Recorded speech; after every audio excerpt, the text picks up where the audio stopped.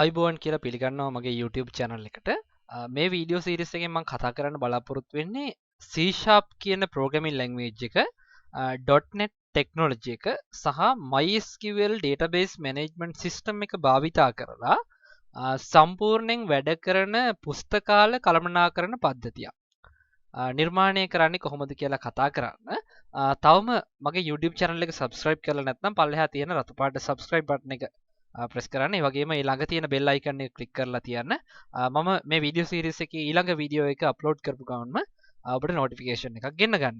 ඒ වගේම මගේ YouTube channel එකේ තව මේ වගේම web development සහ database management ඒ වගේම මේ IT වල අලුත් ප්‍රවණතාවයන් ගැන videos මම upload කරලා තියෙනවා. ඒ video බලන්නත් මම ඔබට ආරාධනා කරනවා.